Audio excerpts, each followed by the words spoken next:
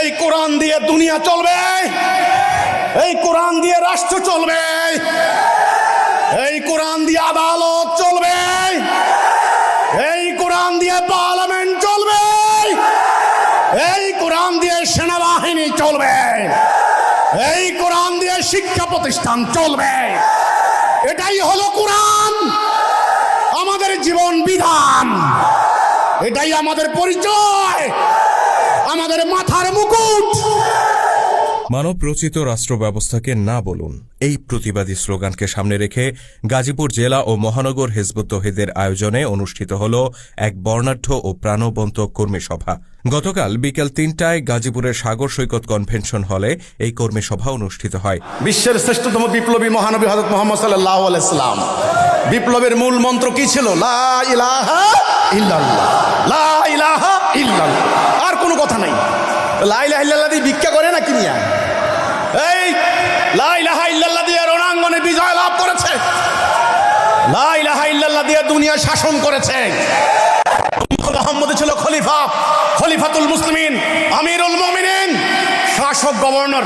পবিত্র জুমার নামাজ আদায় শেষে ধর্মপ্রাণ মুসল্লিরা দূর দূরান্ত থেকে ছুটে আসেন অনুষ্ঠানে অংশ নিতে। কিছু সময়ের মধ্যেই কানায় কানায় পূর্ণ হয়ে ওঠে পুরো কনভেনশন হল।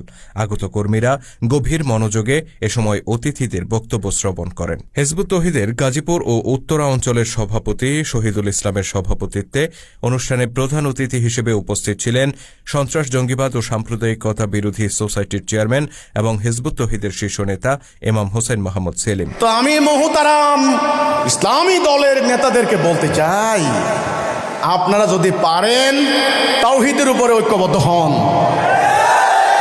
তাওহীদ, তাওহীদ, অন্য কোন সরকারের অমুক তমুকের বিরুদ্ধে ঢিল মেরা লাভ হবে না।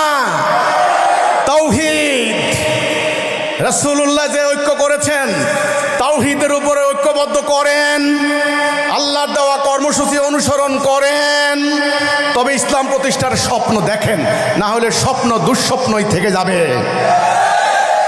প্রধান অতিথি তার বক্তব্যে বলেন, আমরা যদি মানব রচিত রাষ্ট্র ব্যবস্থা বর্জন না করি তবে সমাজে শান্তি কখনোই প্রতিষ্ঠিত হবে না, গণতন্ত্র আমাদেরকে মুক্তি দিতে পারবে না। আমাদের উচিত ব্যক্তিগত জীবন থেকে শুরু করে রাষ্ট্রীয় পর্যায় পর্যন্ত প্রত্যেকটি জায়গায় আল্লাহর হুকুম প্রতিষ্ঠিত করা, তবেই সমাজে শান্তি প্রতিষ্ঠিত হবে, মানুষ দরজা খোলা রেখে ঘুমোতে পারবে। এ সময় প্রধান অতিথি সবাইকে ঐক্যবদ্ধভাবে আল্লাহর হুকুম প্রতিষ্ঠার সংগ্রামে সামিল হওয়ার আহ্বান জানান। যদি তোমরা সারা জীবন এই সূত্র মনে রাখতে পারো, আমরা এক জাতি,